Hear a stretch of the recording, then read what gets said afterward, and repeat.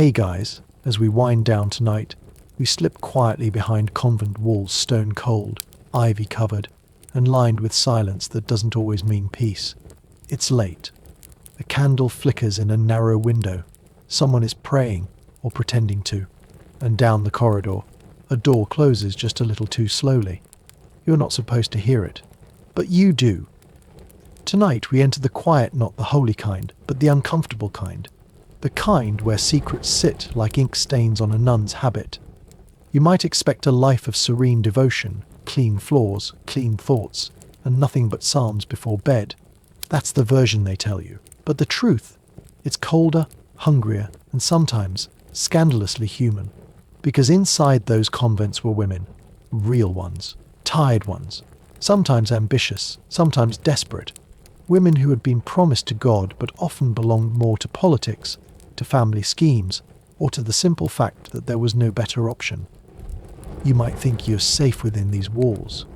You are not, and neither is your virtue, your dignity, or your diary. You'll learn how vows are kept or broken. You'll meet Sister Benedetta, whose visions didn't come from heaven, but from somewhere far more complicated. You'll read letters not meant for daylight, and you'll meet the abbess's women with power, with enemies, and with the impossible task of keeping order where even the rules refuse to behave. You might not survive this one, at least not without a little spiritual confusion. So, before you settle in, feel free to give the video a like and hit subscribe if you're truly enjoying the journey. You can also leave a comment. Let me know where you're listening from and what time it is there. It's always a small wonder to see people tuning in from so many corners of the world. Now, dim the lights, maybe turn on a fan, for that gentle hum in the background, and together, let's ease into tonight's story. You wake before the sun, not because you're eager, not because you've been blessed with divine energy, but because someone rang a bell loud enough to rattle your spine. It's still dark, and your blanket, if you can call it, that has slipped off sometime in the night. You try to find it again by feel. It's scratchy, thin, and smells like someone else's damp regret, probably Sister Agnes's. She has a habit of borrowing things and returning them more experienced. Your cell is barely wide enough to stretch in. A narrow bed, a wooden cross above your head, and a floor that remains stubbornly cold no matter the season. Walking barefoot on it feels like stepping into a puddle of discipline. You get dressed without ceremony. The habit is coarse, always just a little damp at the hem, and smells faintly of mildew and boiled onions. There is no mirror. You know how you look. Pale, tired, and not improved by wool. There's no time to linger. The bell rings again. You're already late. You shuffle into the hallway, joined by the others silent, half-awake figures moving like ghosts in worn shoes. The air smells of old stone and wet dust. Your breath clouds in front of you, which wouldn't be so bad if your prayers weren't with Cesare. You enter the chapel for matins, the first of many prayers. It's still pitch black, lit only by the flicker of a single candle trying very hard not to die. You kneel on a stone floor that's harder than your conscience, and colder than the inside of a confession booth in January. Maybe your knees will go numb. That's a small mercy. Maybe this time the reading won't be about sin. No, it's always about sin. Your sin. Everyone's sin. The bread's sin, probably. After what feels like the entire book of Psalms, it's time for breakfast. The walk to the refectory is short, but your stomach is louder than your footsteps. You hope for bread. You get bread. Hard, cracked, and more defensive than nourishing. It's the kind of bread that fights back. It tastes like last week's rain and last year's flour. You chew, slowly, carefully, not because you're savouring it, but because you don't want to crack a tooth. Again. You sip thin, lukewarm beer because water isn't safe, and the church frowns on vomiting during Lauds. The beer tastes like someone whispered the idea of hops over a bucket of barley and then forgot to finish brewing it. You don't complain. There's no room for complaints here, just like there's no salt, no butter, and no meat unless it's Sunday or someone's died. Someone always dies. Maybe today will be quieter. Maybe Sister Gertrude won't cough through morning prayers. Maybe the bread will soften. Maybe the candle won't flicker out during meditation. Maybe your habit won't smell like boiled cabbage by noon, but probably not. The rule is silence.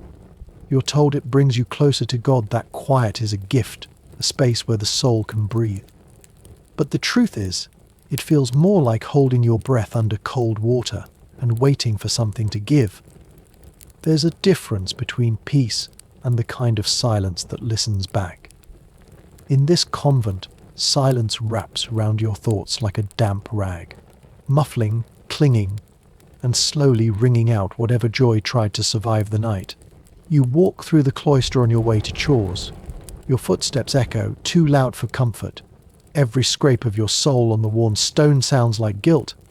You pass Sister Helena, who doesn't meet your eyes. No one ever does in the morning. It's not rudeness. It's the unspoken agreement of the order. Speak only when spoken to, look only when necessary, and think only clean, quiet thoughts. Thoughts which are, unfortunately, hard to come by when your stomach is still making protest noises from breakfast. Chores rotate weekly. This week, you're on laundry duty. It sounds gentle folding linens, maybe humming a hymn, but no. It means trudging to the trough outside the convent wall, dipping your cracked hands into freezing water, and wrestling stained tunics that weigh more than your sense of duty. There's no soap, not really.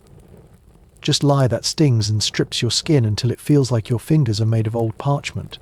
You scrub until the fabric gives in, or your wrists do. Maybe today the wind won't pick up. Maybe the laundry won't freeze stiff on the line before it dries.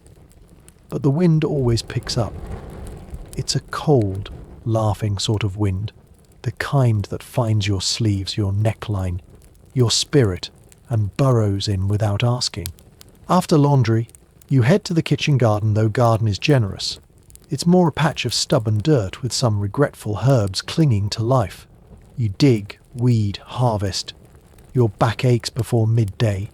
The soil under your nails has been there so long it might be renting space. You don't complain. Complaining is a sin of pride. So is groaning. So is wishing you were somewhere else. So instead, you chew on a sprig of thyme when no one's looking and pretend it helps. You're not supposed to mind. Labour is holy, after all. That's what the rule says: work as prayer, discipline as love, hardship as grace. But holiness doesn't keep the mud out of your shoes or the blisters off your hands. Holiness doesn't dry your sleeves when the sky decides it's had enough of pretending to be spring. You are tired, and you're not even halfway through the day. The bell rings for sex prayers. Again and again. It always rings. It rings when you pray, when you eat, when you work, and when you sleep. It rings until even your dreams are full of bells, calling you to duties you never volunteered for. You don't expect much from lunch. By now, you've trained yourself not to. But that doesn't stop a small, foolish hope from blooming every time the midday bell rings. Maybe today will be different. Maybe the cook found something unexpected, a hidden onion, a leftover egg, a miracle. You line up anyway, your wooden bowl in hand, trying not to look like you're expecting anything other than disappointment. The refectory is quiet, as always. You file in with the other sisters, feet whispering on the stone floor, back straight, eyes lowered. You are not here to enjoy yourself. You are here to nourish the body enough that it does not collapse during Vespers. Pleasure is a luxury not found on this menu. You sit, you wait, you say grace. It's the same prayer every time, and it always feels slightly longer when your stomach is louder than your voice. And then the food arrives, if you can call it that. It's soup again. Of course it is. But not hearty, warming, soul-soothing soup. No. This is broth that has been politely introduced to a cabbage, and then forgotten about entirely. It's greyish, thin enough to see your reflection in, and smells faintly like boiled despair. You dip your spoon. It's carved from wood, worn smooth by years of use, and the occasional chewing when no one's looking. You bring it to your lips and taste exactly what you feared: water, a whisper of root vegetable, and a suggestion of salt that may or may not be imaginary. If there's a chunk of anything in your bowl, you feel simultaneously lucky and nervous. It could be a piece of turnip. It could be something the kitchen floor coughed up. You eat it anyway. Maybe today there's bread to go with it. That's the second miracle you've been waiting for. But it's the same bread from this morning, the same cracked surface, the same taste of yesterday's rain and someone's poor life choices. You soften it in the soup, pretending that helps. It doesn't. It just makes both worse. You're not allowed to talk during meals, of course. Meals are taken in silence, broken only by the slow drone of a sister reading scripture from a pulpit. She's halfway through a homily on gluttony, which feels almost cruel given the circumstances. You glance at your bowl again and try not to laugh. It would be gluttony if you had food. Right now, it's more like creative fasting. You eat slowly. Not because you want to savor anything there's nothing to savor, but because finishing too quickly means sitting with an empty bowl, while your stomach files a complaint. You glance around. No one's looking up. No one's smiling. This is nourishment stripped of joy, a meal as punishment. A midday moment designed to remind you of your place in the world and your relative unimportance in the grand culinary scheme of things. After the meal, you clean your own bowl with a piece of stale crust, like scraping mud with dry bark. Then it's back to work, back to silence, and back to pretending that hunger is a kind of virtue. Your afternoon task is cleaning again. You'd think cleanliness would bring comfort, that it might offer a sense of control, a fresh smell, or the satisfaction of a spotless corner. It does not. What it brings instead is raw knuckles, a bucket that leaks at the seams, and the realization that medieval cleanliness is more of a spiritual metaphor than an achievable goal. Today it's the chapter house. You step inside and immediately feel the cold settle into your shoes. The stone floor is damp with yesterday's condensation. The windows are small, shuttered, and offer about as much light as a gloomy memory. You carry your bucket, your cloth, and your rapidly declining sense of patience into the middle of the room. Time to begin. Water in the Middle Ages is never warm unless someone important is about to bathe, and you are not important. You dip your cloth in the icy bucket and wring it out until it's merely cold instead of actively biting.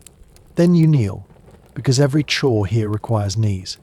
And soon, the wet stone soaks through your habit, reminding you that comfort was not on today's schedule. You start to scrub.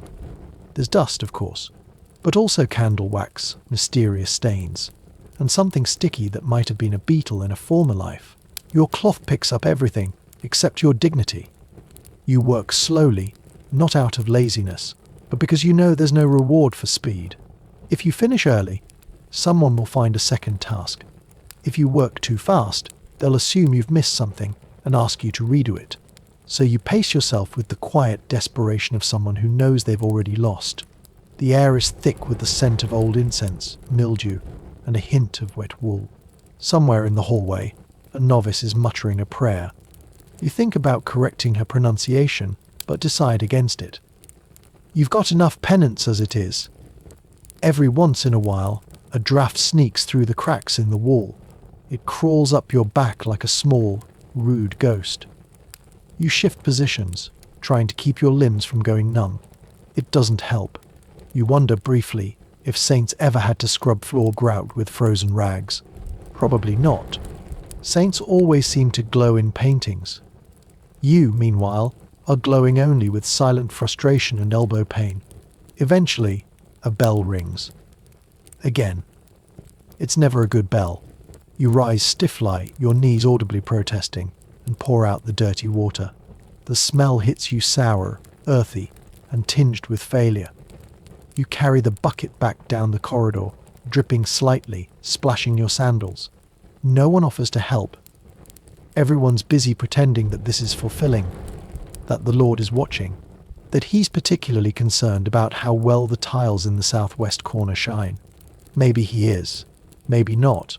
Either way, the floor is still dirty tomorrow. You are supposed to be meditating.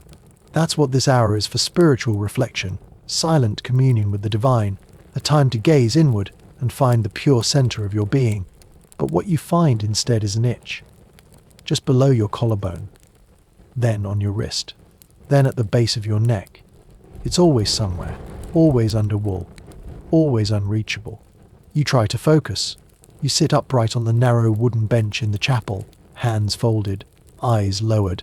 The candlelight dances across the stone wall in front of you, casting soft shadows of saints who look far more comfortable than you feel.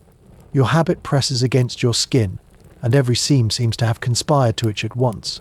It's not even an aggressive itch, just persistent, nagging like being poked by a mosquito with moral superiority. You breathe in. Dust. You breathe out. Regret. Somewhere to your left, Sister Margaret is coughing again. Not violently. Just enough to disrupt the rhythm of your thoughts every 20 seconds. You wonder briefly if she's dying, or just dramatic. She's been coughing for 4 years. No one's sure anymore. You close your eyes again and try to find a prayer that doesn't feel like reciting a grocery list of sins. You start one, "O Lord, cleanse me of," and then pause, because you can't remember if the next line is "the sins I know" or "the sins I do not know." It doesn't matter. Either way, you're guilty. Then there's the sound of someone shifting in their seat. The bench creaks. You open your eyes just enough to see Sister Beatrice glancing at the candle, as if it's personally offended her. You try to go back to your prayer. "Oh Lord, no, you've already started that one." You try a different one, but now you're just thinking about bread again, and itching, and whether the roof always leaked like that, or if it's just new mold developing. This is not the spiritual clarity the abbess promised. This is more like trying to connect to heaven with a bad signal. You feel bad about it. You feel guilty about feeling bad. You feel even guiltier about wanting this prayer hour to end. That, ironically, makes you want to pray more just to ask forgiveness for your lack of focus during prayer. Maybe the saints had better posture. Maybe their wall didn't itch. Maybe their sisters didn't wheeze through every sacred silence like a bagpipe with pneumonia. You shift your legs slowly, carefully to avoid squeaking. Too late. The bench announces your movement to the room. You feel every gaze, or you imagine them. Either way, your holiness just dropped 2 points. When the bell rings, and of course it rings, it feels less like a sacred call and more like a prison shift change. You rise, your back stiff, your heart uncertain, and you follow the others down the hallway toward the next duty. And yes, the itching is still there. They call it a scriptorium, but you think of it more as a museum you're forced to clean. It smells of old ink, older parchment, and the unmistakable breath of a room that hasn't been opened in years, musty, reverent, and slightly judgmental.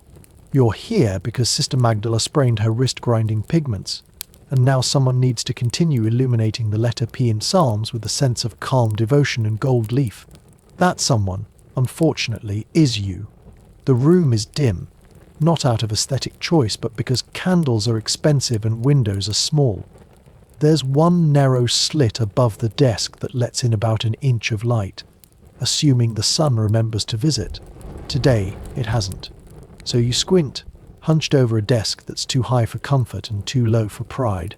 In front of you is the manuscript, a page of Latin text, written so perfectly it looks printed. It isn't. Every single letter was made by hand. Every curl, dot, and decorative bird drawn with a patience you do not possess. You are supposed to trace, replicate, and decorate, but the brush is twitchy, the paint is gritty, and your nose itches in a way that makes your eyes water. You dip the quill.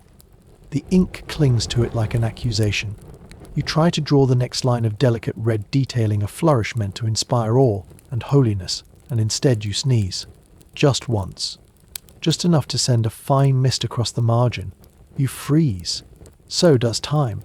You wait to see if the stain will disappear out of respect. It does not. You reach for a cloth, dab gently. The ink smears into a tragic cloud shaped vaguely like a rabbit.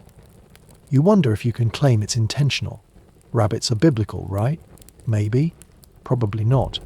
Sister Catherine glides past behind you, silently judging everything you are and everything you've ever done. She's holding a tray of pigments like it's the Eucharist. She pauses at your desk, peers down at the ruined margin. Says nothing, which is so much worse than if she'd said everything, and continues walking. You return to your page, now self-conscious enough to make your next letter look like a panicked worm trying to do calligraphy. Maybe you'll be reassigned. Maybe you'll go back to laundry. But no, this is your punishment for dropping a basket of apples during the bishop's visit last week. You remember the sound apples rolling, nuns gasping, the bishop's foot squashing one into holy jam. It was not your best moment. The bell rings again. Of course it does. You rise, straighten your aching back, and set down the brush with the quiet despair of someone who knows they will be back tomorrow, to face the same page, the same tools, and possibly the same rabbit-shaped blot. And all of this, just to beautify a book you're never allowed to read. You kneel in the confessional, which is really just a wooden closet pretending to be holy. The wood creaks beneath your weight, which is not substantial, but is apparently enough to cause protest. The air is close, tinged with candle smoke, breath, and the scent of old varnish warmed too many times by anxious elbows. You fold your hands. You press your forehead to the wooden slats. You breathe. You wait. You're not entirely sure what you're confessing this week. You didn't steal anything. You didn't strike anyone. You didn't say a forbidden word unless you count whispering, "Oh no," when Sister Beatrice dropped an entire pot of barley stew and claimed it was divine punishment. Still, silence is considered safer. The priest coughs once behind the lattice. You begin. You confess to thinking uncharitable thoughts. You don't say who they were about, but the list is long and starts with Sister Gertrude singing and ends with the bread. The bread that insists on being bread every single day. You confess to drifting during prayers. You confess to enjoying the warmth of the sun a little too much when you were supposed to be contemplating death. The priest says nothing for a long time. You start to wonder if he's fallen asleep. Then he speaks a slow, gravelly murmur like rocks sliding off a hillside. He assigns you prayers, always prayers, as if you aren't already drowning in them. You emerge feeling neither cleansed nor comforted, just vaguely damp from kneeling too long on a cushion that long ago gave up pretending to be soft. You pass Sister Agnes on your way out. Her face is neutral, but her eyes flicker, maybe in pity, maybe in judgment, maybe just in boredom. You'll never know. No one asks questions here. Confession is supposed to purify the soul, but mostly it just reminds you of how many things are considered sins. Thinking too much, speaking too little, wanting different bread. There are rules for everything, and the more you try to follow them, the more you discover small, accidental rebellions. Rebellions tucked inside your daily routine like crumbs in your sleeves. Later, during spiritual reading, you find yourself nodding off not out of laziness, but because the book is 400 pages of subtle warnings about joy. You jerk awake just in time to hear something about eternal damnation and modesty. The nun beside you nods solemnly, probably thinking of shoes. You try to reframe things. Maybe the discomfort is part of the journey. Maybe holiness requires lower back pain. Maybe guilt is the glue that keeps the convent from unraveling. Or maybe this entire system was designed by people who thought chairs were too indulgent. Either way, your knees still ache, and tomorrow is confession again, because someone always needs to confess something, and the cushion, as always, will still be damp. Evening comes slowly here, not in golden rays or poetic hush, but in a long blue sigh that settles into every crack of the convent. You feel it in your shoulders before you see it, a kind of fatigue that spreads like smoke under a closed door. The bells announce vespers again. You rise from your stool, leave behind the unfinished stitching, the cold tea, and whatever thoughts you've been quietly negotiating with all afternoon. The chapel is already dim when you arrive. Candles have been lit, though a few are flickering with the anxious energy of wax that regrets being wax. The shadows gather thick along the corners, making the saints carved into the wooden stalls look just slightly too alive. You take your place, second row from the front, next to Sister Isolde, who smells faintly of dried lavender and damp wool. The chant begins, slow, monotone, familiar. You join in, your voice soft and scratchy, not quite in tune, not quite out of it either. This is not music for the soul. It's music for the schedule. The words blur together psalms recited so often they've lost their edges. You don't think about what they mean anymore. You think about whether the candle on the left is about to go out. Some evenings, the rhythm lulls you into a strange calm. Not peace exactly, but something adjacent, like standing in a field of fog and deciding not to move. Tonight is not one of those evenings. Your stomach is unsettled from lunch. Your ankles are sore from scrubbing. And your right eye keeps twitching in protest, though it refuses to say what it's protesting. Maybe you'll find serenity tomorrow. Maybe the prayers will feel like connection instead of obligation. But tonight, you're counting syllables instead of sins. You're following the shape of Sister Judith's veil with your eyes because you've run out of verses to pretend to understand. You're wishing the bell would ring early, just once, as an act of divine compassion. It does not. When Vespers ends, you file out in silence, that familiar, echoing silence that follows you like a shadow with rules. You're not supposed to talk. You're not supposed to think too hard. You're supposed to feel holy. Instead, you feel like a wax figure someone left too close to the fire, half melted, dimly reflective, slightly uneven around the edges. You return to your cell. The corridor is lit by a single torch, sputtering, struggling, the same way you saw. Your bed hasn't grown softer in your absence. Your blanket is still half a suggestion. You sit down. You try to pray. But all you can do is listen to the creak of old wood, the wind squeezing through the shutters, the occasional sigh from the next cell over. You wonder if anyone ever finishes this day feeling satisfied. Probably not. You blow out your candle. The room goes dark and Vespers remains echoing faintly in your head, like a song you didn't choose but can't quite forget. Night does not bring relief. It brings rules. You return to your cell, which, again, is a generous term for a room just wide enough to envy a coffin and prepare for compline, the final prayer of the day. You are exhausted, physically, spiritually, and in ways the Latin text doesn't quite cover. But you keep going, because everyone keeps going. Because stopping is not really allowed. You kneel once more, and your knees are now negotiating with your spine about whether this is betrayal or just poor planning. The chapel is darker than before, with candles burning low and one guttering out dramatically like it's had enough. The prayers are slow, not because they are reverent, but because everyone is too tired to pronounce things properly. You manage to mumble your way through the final amen and rise with the grace of a sack of damp wool. Then, silence again. You return to your cell, which is just as cold as you left it. The stone walls have absorbed every mistake made during the day, and now radiate quiet disappointment. Your blanket has not improved. Your mattress, which is a word used here with no respect for accuracy, still feels like someone stuffed a potato sack with pintones. You lie down anyway, because standing is no longer an option. Just as you begin to drift, the snoring starts. It is not close. It is not far. It is precisely loud enough to keep you suspended in that miserable space between waking and sleeping, like being held hostage by someone else's lungs. At first, you think it's Sister Bertha. Then you consider Sister Agnes. But after a while, the blame becomes irrelevant. It's not personal. It's institutional. You adjust your position. Your blanket follows like a reluctant pet. You try again. Now it's not just snoring. Someone is murmuring in their sleep. Latin, you think. Or perhaps just the names of vegetables. It's hard to say. The walls are thin. The sins, apparently, are loud. Maybe tomorrow will be quiet. Maybe your back won't hurt. Maybe the candles won't flicker out halfway through prayers. But probably not. Because this is a convent. And in the convent, everything is predictable, except when it isn't. You pull the blanket up over your head and try not to think about how many years you have left before you're promoted to the grave. There's a soft knock from somewhere down the hall, not urgent, not loud, just enough to remind you that someone is always awake, always walking, always watching.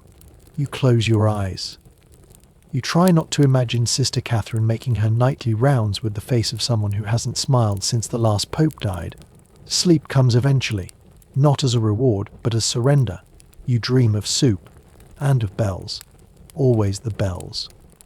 In the quiet, you sometimes think about how you got here. Not in the spiritual sense. Not in the grand, sweeping language the abbess uses during sermons. But in the real, bone-deep way of remembering that your life in this convent wasn't entirely your own idea. Maybe you remember your parents, trading your future for the health of your brother's dowries. Maybe you remember being 10 years old, staring at the veil they said would soon be yours, wondering what it was supposed to hide. You didn't fight it. Fighting would have been a waste of breath. The world outside the convent was never yours to begin with. You weren't the eldest daughter, the clever one, or the pretty one. You were the quiet one which, as it turns out, made you the perfect candidate for a lifetime of enforced silence. Your dowry was small, your options smaller, and the church always needs bodies who can pretend that poverty is holy. So here you are, a nun, not a mystic, not a prophet, not even the abbess's favourite. Just another figure in the chapel, another name on the chore rotation, another silent mouth reciting the same prayers day after day, while your real thoughts tiptoe around them like guilty children. They say you chose this. They always say that, but choosing something with no alternative isn't really choosing. It's just agreeing to the shape of the trap. You smile sometimes, because that's what obedience looks like. You bow when spoken to. You nod when corrected. You scrub the floor where someone's sin was whispered last week and pretend not to hear it echo. And yet, there's a strange kind of stability in this place. The rules are maddening, but at least they're consistent. The bread is always bad. The soup is always thin. The bells are always on time. There is no ambition here, which means there is also no failure. Just repetition. Quiet, predictable, relentless repetition. You find comfort in the rhythm, sometimes. In the way the sun hits the stained glass window just before sex prayers. In the scent of dried mint when you pass the herb garden. In the soft sound of habit hens brushing against stone when the sisters walk in line, like birds that forgot how to fly but still move together. Maybe you didn't choose this life, but now that it's yours, you carry it. One prayer at a time, one cracked bowl, one silent nod. And when they ask if you are content, which they won't, you will say yes. Not because it's true, but because it's the answer that doesn't get you reassigned to privy duty for the third time this month. And you will wake again tomorrow, with the same bells, the same bed, the same vow, and no one will ask what your name was before it all began. You are Sister Benedetta now. That was not your name before, but the convent prefers names with edges softened by Latin and centuries. The name they gave you was meant to fit a saint, not a girl with too many thoughts and not enough fear. You accepted it, because refusing would have been louder than anything you dared to say. And besides, it sounded clean polished like something you could grow into if you stopped questioning everything that didn't quite feel like God. The first vision came in the garden. Or maybe it wasn't a vision. Maybe it was hunger or heat or too much time spent pulling weeds in the wrong posture. But your hands had just brushed the edge of the rosemary patch when the world tilted sideways, then stilled again unnaturally. You looked up. The sky shimmered. The light bent. And for 1 second, the entire garden felt like it had stopped breathing. You blinked. You whispered a prayer, half-formed and vaguely apologetic. You waited for it to pass. It didn't. Instead, your mouth opened, and words came out, words you don't remember choosing, in a language you barely speak. Sister Agnella had been walking past. She dropped the watering jug. The sound of it shattering felt distant, like a memory still deciding whether to happen. Later, they asked what you saw. You said nothing at first. Then you said everything. You described a figure in white, barefoot on thorns. You spoke of wings not made of feathers but of light shaped like sound. You said the Virgin smiled, but not kindly, more like someone who knows something about you that you've forgotten. They listened. At first they smiled. At first they were gentle. They said visions were a gift. A burden, yes, but one wrapped in grace. You nodded. You didn't believe them, but it was easier than trying to explain that you weren't entirely sure if you had dreamed, hallucinated, or simply needed more soup. The abbess assigned you more prayers. That was expected. She also assigned you a companion, Sister Lucia, whose job was to follow you discreetly and ensure that your spiritual clarity didn't become a danger to anyone else's obedience. Lucia did not walk discreetly. She coughed like judgment and hovered like guilt with sandals. You tried to forget it happened. You went back to chores, to chapel, to meals that offered no comfort and beds that offered less. But the whispers began anyway. Sisters paused when you entered the room. Some crossed themselves. Others just avoided eye contact, as though visions were contagious like mildew or doubt. Maybe you imagined it. Maybe not. But when the second vision came, it wasn't in the garden. It was in the chapel, mid-prayer, mid-verse, mid-life. And this time it spoke your name, the one you had before. After the second vision, they stopped pretending it was nothing. You had been kneeling, halfway through the miserere, when the world once again shifted not violently, not with the fire and trumpets of biblical stories, but softly, like something behind the veil had leaned too close and forgotten to pull away in time. You had whispered your name, the old one, the forgotten one, and then all the candles in the chapel flickered in unison. It could have been wind. It could have been coincidence, but it wasn't. The sisters gasped. Someone dropped their prayer book. Sister Lucia, always watching, stepped forward, her eyes wide with something between awe and irritation. You collapsed, because collapsing was the only reasonable thing left to do. They carried you to the infirmary, not out of concern would have required softness, but out of procedure. When someone falls mid-prayer, it is best to ensure they are not dying in a way that might inconvenience the schedule. The infirmary smelled of thyme, vinegar, and resignation. The blankets were coarse. The bed slanted slightly to the left. You were told to rest, to drink broth, to pray for clarity. You did one of those things. Then came the questions. The abbess arrived first. She did not sit. She asked gently at first, then firmly. What did you see? What did it say? Were you fasting? Were you sinful? Did you speak with angels or something more dangerous? You answered as best you could. You described the feeling, not a voice, not a vision exactly, but a presence shaped like memory and warmth, and the terrifying certainty that you were not alone. You said it called you by the name your mother once whispered when brushing your hair. You said it knew you. That last part unsettled her. The abbess straightened her veil, asked fewer questions, left faster than she came. Then others came, not sisters, but men from outside, churchmen, with soft hands and eyes that never looked quite at your face. They asked you to repeat your story, then to repeat it again. They took notes on scrolls you could not read and whispered among themselves in a Latin thicker than the one used for prayers. You noticed that none of them asked if you were well, only whether you were correct. After they left, Sister Lucia lingered at your door. She looked tired. She looked curious. She asked if you were pretending. You said no. She asked if you were sure. You said nothing. Because you weren't, not entirely. You tried to sleep that night, but your dreams were full of locked doors and distant singing. In the morning, the abbess announced you would no longer work in the kitchens or tend the garden. Your days would now be spent in special contemplation, which sounded better than isolation, but felt much the same. You were no longer just Sister Benedetta. You were the one who saw things, and the worst part, you still weren't sure if they were real. They moved you to a smaller cell. Not officially, no announcement, no explanation, but your bed was there, your blanket folded, and a single candle waiting with less enthusiasm than seemed appropriate. The walls were thicker here. The window was narrower.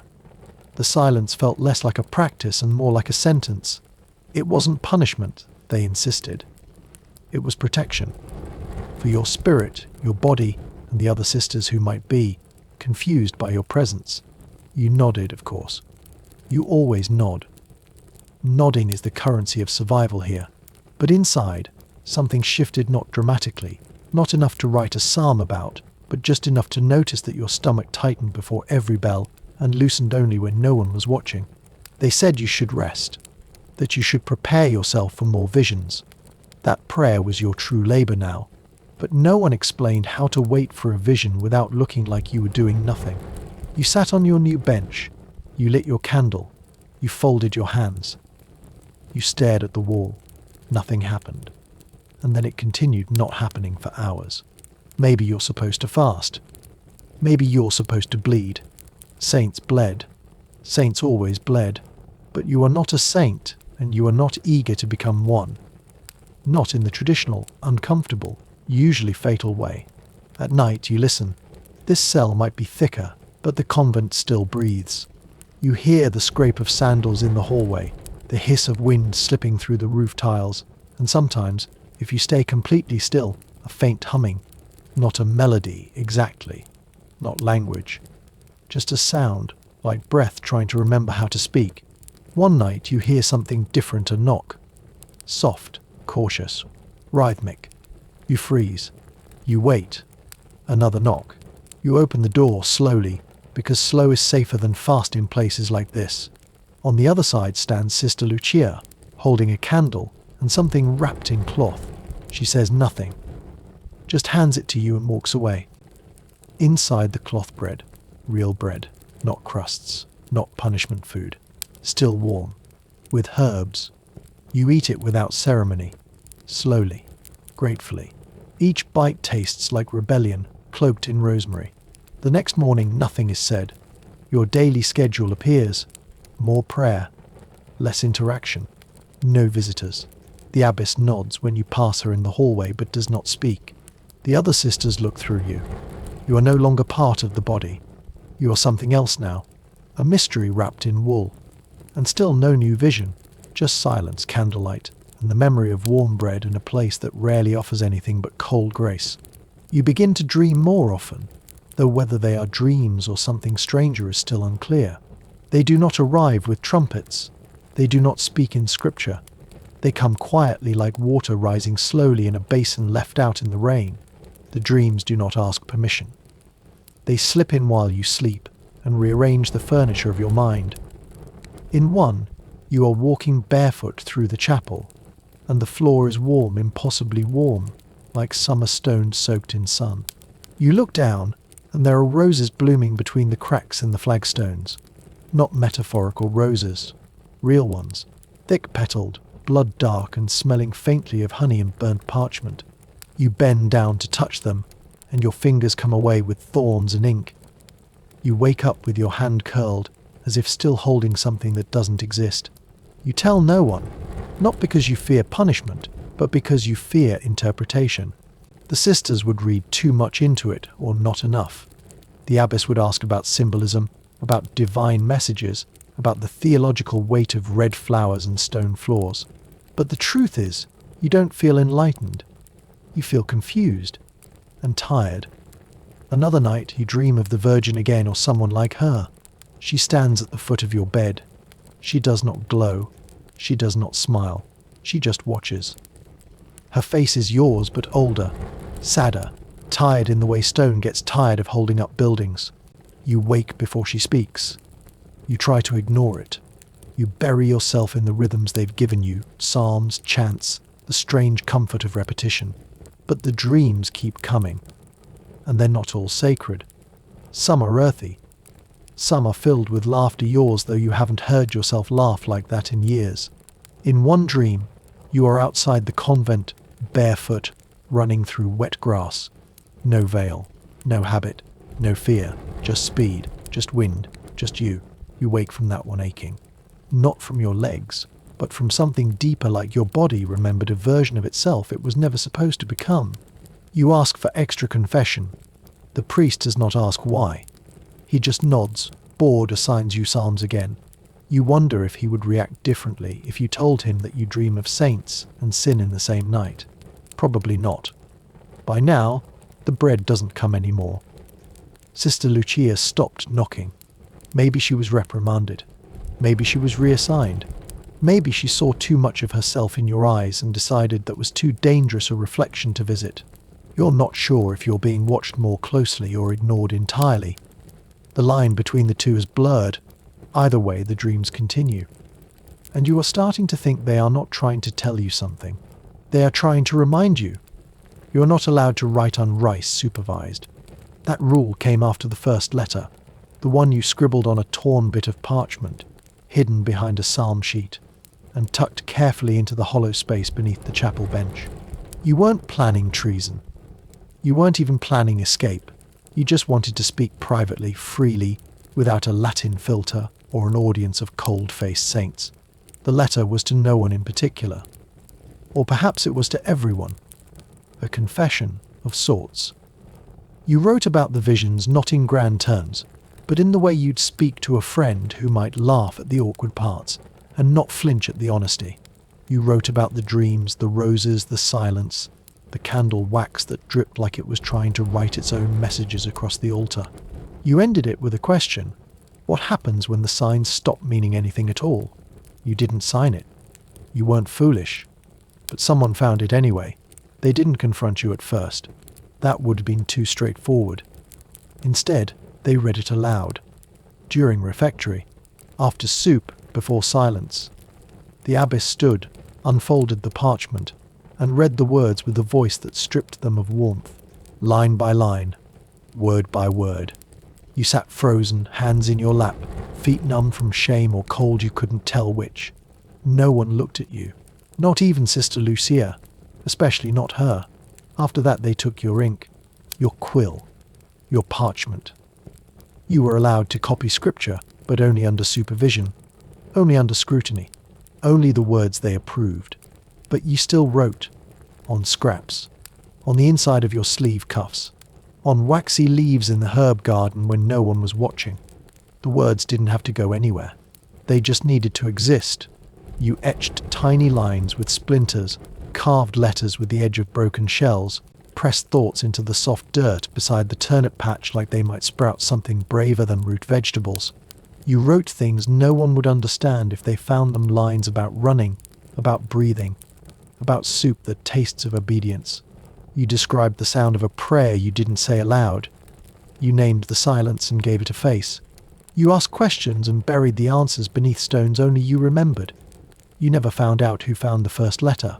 You suspect the novice with the clean fingernails and the suspicious way of cleaning pews without bending. But suspicion here is another sin, and you already have a list long enough to paper the chapel walls. You keep the second letter tucked under your mattress. You rewrite it every week. You never plan to send it. You wouldn't know where. But you still write it. Because in this place, every unsent word is a small rebellion. And sometimes, rebellion is the only honest prayer you have left. The convent is very good at noticing things it doesn't understand, and even better at punishing them. Your silence, once praised as contemplative, is now considered suspect. Your glances, once politely downward, are now interpreted as evasive. Even your footsteps seem to echo louder, like guilt announcing itself in soft leather soles. They begin to speak of miracles. Not to your face, of course. Behind closed doors, at corners of corridors, in the laundry room, where gossip is folded into linens and passed along like contraband. They don't say you're holy not exactly. They say you've seen things. They say maybe it's real. They say maybe it's not.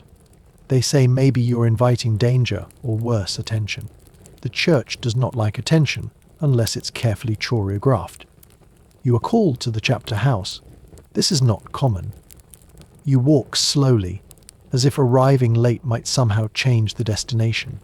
Inside, the abbess sits at the center, flanked by two visiting monks with faces like old books, heavy-lidded, leather-bound, rarely opened. They ask questions. What were your sins before the convent? What did your mother do? What did your father believe? Have you ever fasted in secret? Have you ever spoken with demons? The questions do not build a picture. They build a case. You answer carefully, too carefully, which they take as craftiness. But you've learned there's no good way to be sincere in the face of someone who's already decided what truth looks like. They ask about the dream with the roses. You hadn't told anyone that version. You pause. You try not to show the pause. Too late. One of the monks scratches something into a wax tablet. You wonder what word they used, delirium, maybe, or heresy. They dismiss you with the kind of silence that does not mean finished. You walk back to your cell with legs that feel like borrowed wood. That night, you are not allowed to attend Compline. Sister Agnes informs you with a smile that doesn't quite reach her eyes. She calls it rest. You call it a test. You lie on your cot, blanket pulled to your chin, trying to pretend it's normal to be excluded from the very thing that defines your day. You try to listen for the chants from the chapel, but the wind is louder. It rattles the shutters like someone trying to get in, or trying to get out. You wonder if this is what a miracle feels like, not light, not joy, not divine certainty, but suspicion that tastes like vinegar and leaves splinters in your prayers. And the worst part isn't the questioning. It isn't the exclusion. It's the creeping thought that maybe you wanted them to notice. Because even fear is warmer than being forgotten. They send for a physician. Not for your health, of course. No one here has ever cared about your coughs, your aches, or the way your left eye twitches when the weather turns. No, this visit is different. This physician is not here to heal. He is here to inspect. You are informed by the abbess in her softest voice, the one she uses when saying something sharp. She tells you it is necessary, that some in the diocese have expressed concern, that in times like these and what aren't times like these, a visible sign must be confirmed. You nod, though your stomach has already decided to twist itself into knots for the occasion. The examination takes place not in the infirmary, which is at least familiar, but in a side room rarely used except for storing worn-out vestments and half-melted candles. The walls are lined with damp tapestries. The air smells like wax, starch, and something that wants to be lavender but has given up. You undress behind a screen. Slowly. The fabric of your shift clings to your skin like it knows what's coming. You try not to breathe too loudly. On the other side, the physician mutters something to the abbess. He's not old, but he speaks like someone who wishes he were, with the forced authority of someone used to not being questioned. When he enters, he does not look at you. He looks at your hands, your wrists, your feet. He murmurs about marks, about signs, about discolorations that could mean more than they do. He presses your skin with cold fingers, prodding like you're made of dough and doctrine. He asks questions. Have you bled without cause? Have you felt warmth in the absence of fire? Have your wounds ever closed too quickly? You say no to everything, because everything else is a trap. He pulls your sleeve back to examine your arm, the one you scratched against a nail 3 nights ago while trying to carve a word into the windowsill. The wound is faint, healing. He frowns, makes a note. The examination ends without fanfare. No proclamation. No flames. No halo. Just your clothing returned to you, slightly more crumpled, slightly more humiliating. Afterward, you walk back to your cell like nothing happened. But everything feels a little different. The blanket is heavier. The candle flickers with more judgment. The air itself seems to hesitate before it touches your face. You lie down and wait for sleep, but it doesn't come. Instead, you stare at the ceiling and think about the way the physician never once used your name, as if names were only given to saints, and you were still under review. They never say the word trial. That would suggest process, fairness, the possibility of defense. What happens next is more like a performance where the ending has already been written, and you're the only one who didn't get a script. You're told to fast. You're told to pray. You're told to remain in your cell until summoned. You do all of these things slowly, carefully, as though your obedience might somehow convince them of your innocence, whatever they've decided the word means. When the knock finally comes, it is softer than you expected. No guards, no bells, just Sister Agnes, again, holding a folded veil and looking at you with the exhausted kindness of someone who once hoped you'd be someone easier to categorize. She says nothing as she walks you down the corridor. The stones are colder today, or maybe your skin has simply learned a new way to feel unwelcome. You are brought not to the chapel, but to the refectory, rearranged now, as if furniture could lend dignity to discomfort. A chair in the center. The abbess standing by the window, her hands folded like she's expecting a storm. 2 clerics sit nearby with scrolls, inkpots, and the kind of expressions worn by men who believe God has given them not just authority, but taste. You are asked to speak. About your visions. About your past. About your body, as if it is a separate thing with its own testimony. You try to sound calm. You try not to let your voice tremble. You fail a little. You mention the roses again. One of the clerics raises an eyebrow, writes something, and you instantly regret every petal. The abbess says your devotion has been noted, which, you have learned, is a sentence that never ends well. She speaks of discernment, of vigilance, of the fine line between divine inspiration and dangerous delusion. You are not asked questions now. You are given statements disguised as observations, layered in concern like herbs on spoiled meat. No one accuses you outright. That's not how this works. They merely observe that your presence has become unsettling, that other sisters are finding it difficult to maintain focus, that dreams are spreading, as if visions are weeds, as if faith, when not tightly trimmed, begins to grow in unwanted directions. You are not told your fate. You are told to return to your cell and continue your prayers. The veil is handed back to you, neatly folded. You wonder if it has been blessed or just inspected. Either way, it smells faintly of starch and someone else's decision. As you walk back through the corridor, the silence does not feel like peace. It feels like the air itself has been asked to watch you more carefully. You close the door behind you. You sit. You wait. Not for an answer that would imply someone is still asking a question. No. You wait because that's what they've taught you to do best. It begins with a whisper not yours this time. A real one. A question asked behind the garden wall during herb duty. Sister Teres, younger than most, with hands always stained by mint and mind, always wandering into dangerous territory. She leans close, as if checking your basket for spoiled leaves, and murmurs, "What did you really see?" You pause. Not because you don't have an answer, but because you've grown used to pretending you don't. You look at her. Her face is too clean. Her voice too eager. She hasn't yet learned the art of hiding curiosity behind politeness. You tell her quietly that you saw light, that you felt something larger than words. You don't say much more. But it's enough. Her eyes shine, not with fear, but with hunger, not for food, but for meaning. That's more dangerous. Hunger for bread can be satisfied. Hunger for meaning leads to trouble. The next day, she sits beside you during Vespers. Not a word is exchanged. The day after that, she leaves a scrap of parchment folded beneath your psalter, a single line. Hastily inked, "Did it feel like love?" You don't answer. You don't have to. The parchment disappears the next day, and her eyes seem different. More focused. More distant. You feel the weight of having lit a small, quiet match in someone else's hallway. And then she speaks. Out loud. During the reading. Just one sentence. A question about visions.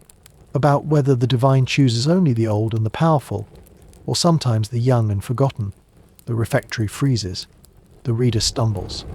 The abbess's eyes find hers with the precision of a thrown dagger. After that, Sister Teres is reassigned to the scriptorium. She does not walk with the group anymore. She eats last. She prays in the back. No one says her name. No one mentions the question. You try not to feel responsible. You fail. You want to talk to her, but you're not allowed near the writing desks anymore. Instead, you leave a message, scratched faintly into the underside of the stone basin by the washing barrels. Just one word, sorry. You don't know if she'll find it. But the act of writing it feels like something. A kind of penance. Or maybe a kind of cowardice pretending to be hope. You begin to wonder if this is what sainthood really is, not glory, not martyrdom, but the slow realization that everyone who listens to you gets quieter afterward. You return to your cell. You close the door. You whisper a prayer for Sister Teres, though you're not sure who, if anyone, is listening. The next day, your psalter has a new crease, one you didn't make. You turn the page. No parchment. No message. But in the margin, a tiny inked rose. There is no fire. No stake. No crowd gathered to watch your redemption by smoke. The church, it seems, has refined its punishments, prefers silence over spectacle now. You are not declared a heretic. You are not elevated as a saint. You are not even mentioned in the sermon the following Sunday, though you're certain the part about false prophecy disguised as devotion is aimed squarely between your ribs. Instead, you are moved. Quietly, without ceremony. One morning, you are told to gather your things, which amounts to a psalter, a comb with 2 missing teeth, and the blanket that never quite learned how to warm. The novice who escorts you says nothing until you reach the outer wall, then hands you a folded note written in a hand you almost recognize. You don't read it yet. Not in front of her. That would be impolite. Your new home is another convent. Smaller, more rural, less suspicious perhaps, or simply too far removed to ask questions. You are given a cell near the kitchen, where the smell of cabbage seeps into your pillow and dreams alike. The walls are thinner, the prayers shorter, the eyes softer, but also more distant. You are not watched so much as ignored. At first it feels like a blessing. No one hovers when you kneel. No one questions when you pause a little too long over the phrase "deliver us from confusion." But then the quiet stretches, becomes something else. And a resha, not a relief. You open the note on your third evening. It's short, a few lines. From Sister Terry's. No greeting, no farewell.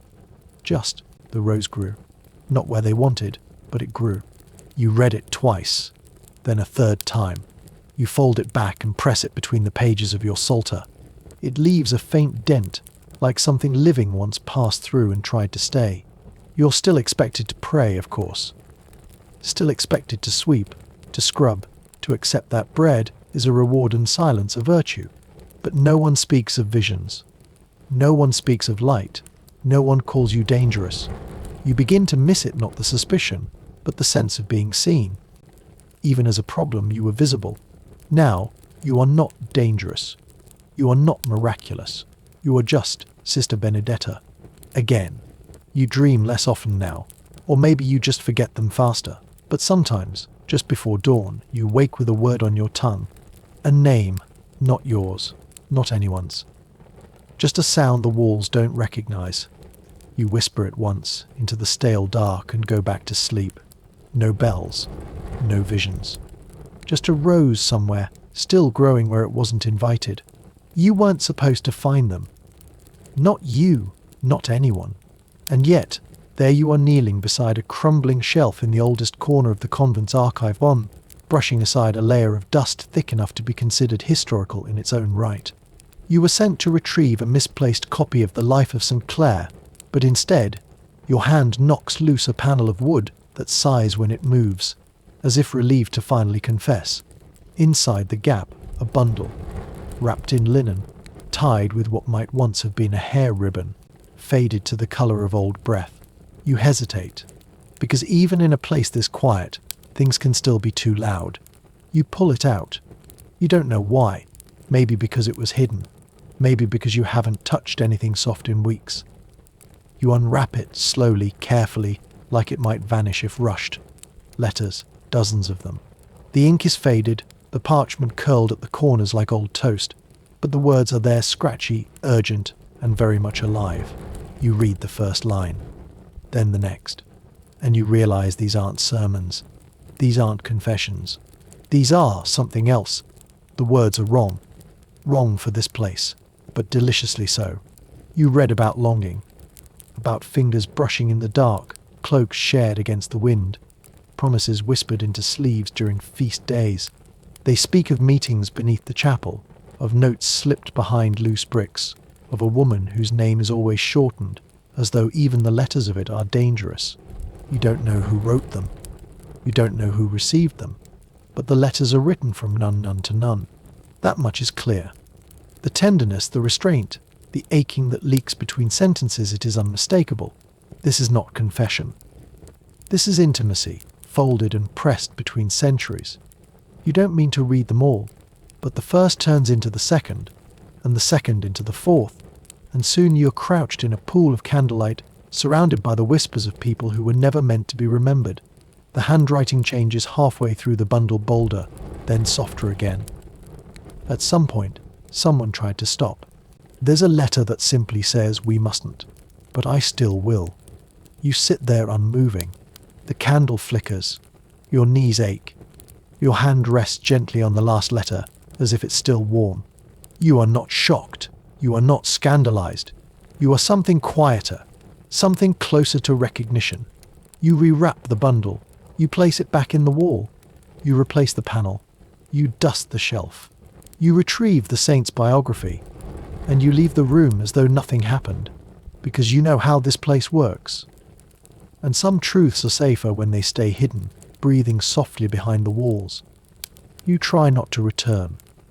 You tell yourself it was a one-time mistake, a curiosity satisfied. But 3 days later, your feet carry you back to the archive like a sleepwalker returning to the last dream they remember. You bring a cloth for the dust this time. You bring a candle stub, already half melted, and a heart full of reasons you don't quite believe. You wait until the hallway is empty, until the bells have rung, until the shadows are long and harmless. You slide the panel loose slower now, with the care of someone opening a door they shouldn't have found in the first place. The letters are still there. Of course they are. No one else knows. No one else would dare. You unwrap them, and the linen feels softer somehow, or maybe it's your hands that have changed. You take out only one. You don't need more. Not yet. You read slowly, like someone chewing something richer than their stomach was built to handle. This letter is shorter than the rest. Just a few lines. It's not romantic in the way people imagine romance. No flowers. No declarations. Just this: you looked at me during Lord's, and I forgot the second psalm. My shame is holy. You are its altar.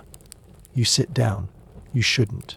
But your legs don't care what you should or shouldn't do anymore. The stone is cold but familiar, like the truth. You read another. It begins with a verse from Song of Songs, translated into breathless Latin that stumbles in the margins. There are smudges where the writer must have paused, maybe from tears, maybe from nerves, maybe from an inkpot knocked over by hands that wanted to write faster than the quill allowed. I kissed your shadow on the wall. I could not bear to pass it in silence. The letters don't speak of consummation. That would have been too risky, too physical, too easily punished. Instead, they hover in that fragile space between thought and action. They are longing, suspended a candle's heat without the flame. You begin to notice patterns. Certain phrases repeated. Certain saints invoked with frequency that feels less like piety and more like cover. St. Agatha. Saint Felicity. Names that, somehow, always appear when the writer feels too close to honesty. You wonder if they were code, or comfort, or both. The candle burns low. Your knees protest. Again. You wrap the letters and return them to the wall, but more reluctantly this time, like tucking a sleeping child into a bed you fear may not be there tomorrow. You leave the archive quietly, but not untouched, not unchanged. You walk through the chapel that night and feel the saints watching, not with judgment, but with memory. As if they, too, once knew something about desire they weren't supposed to carry past the gates. You whisper a psalm you don't remember meaning to say. The Latin tastes different now. Warmer. It becomes a pattern when you don't name, because naming gives things weight, and you're not sure how much more your thoughts can carry. Each week you find a reason to be near the archive. A misplaced hymn book, a smudged calendar of feast days, an invented errand from Sister Elsbeth, who hasn't noticed that you've accidentally volunteered for archive duty 5 times this month. You pace yourself, one letter at a time, always rewrapped, always returned, but your mind doesn't leave them.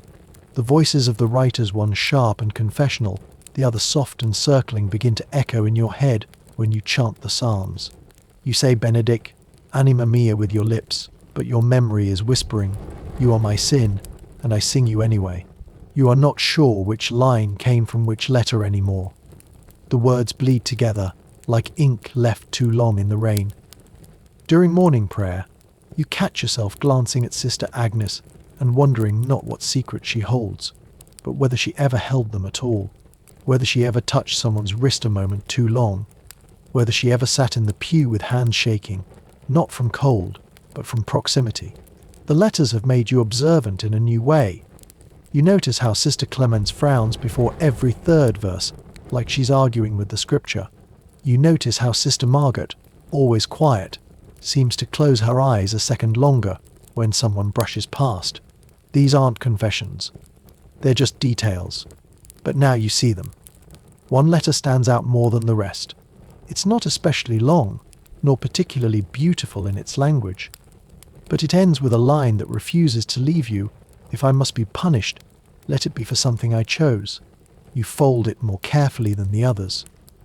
You think about that sentence when the abbess lectures about obedience, when the bread is stale, when the wind creeps in under your habit and tries to remind your body that it still exists.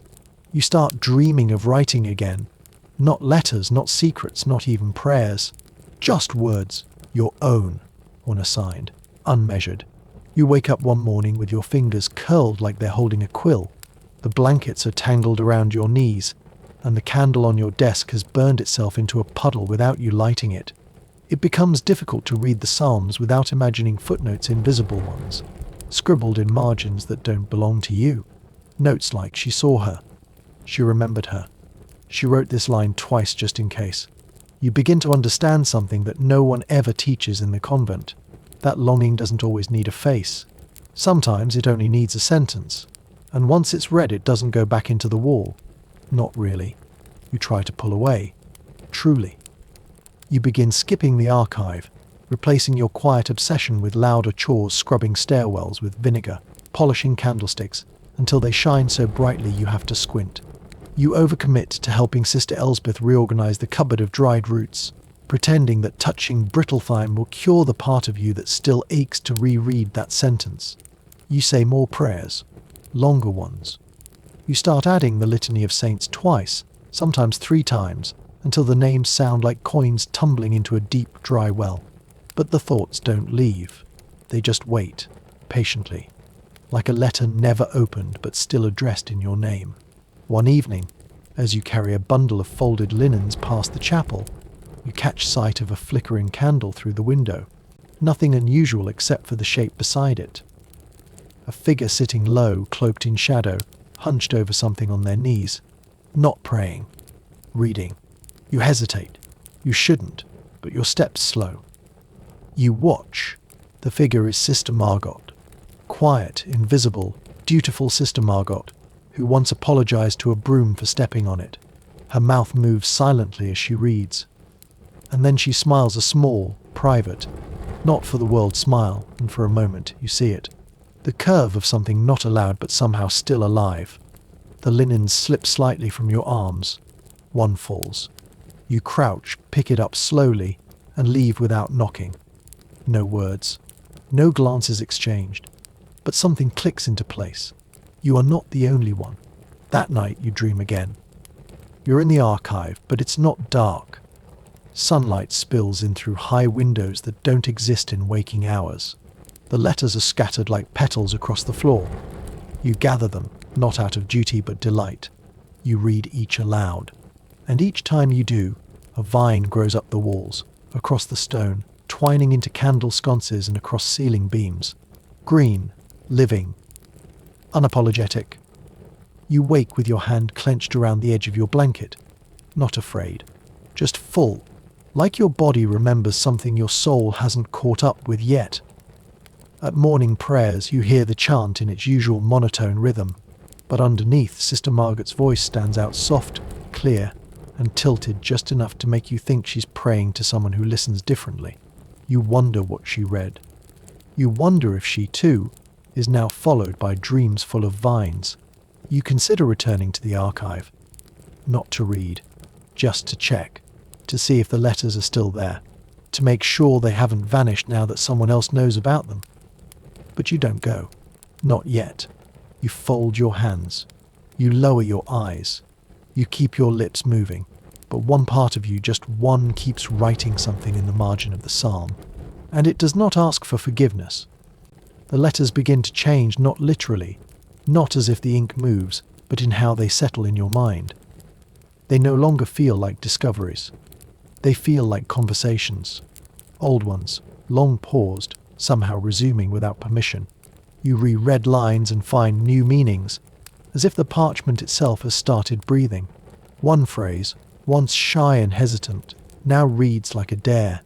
Another, originally gentle, now feels desperate, like someone trying to hold on to something they weren't supposed to love in the first place. And then, one of them isn't familiar. You're sure of it. The handwriting is close, but not identical. The flourishes are sharper, the ink darker, the tone different, less reverent, more present. The letter begins with no date, no name. Just the sentence you returned. I knew you would. Your fingers tighten. You keep reading. The letter speaks not of saints or dreams, but of watching, of noticing, of someone kneeling near the archive wall, candle too close to the parchment, lips moving as if repeating words never spoken aloud. It describes you.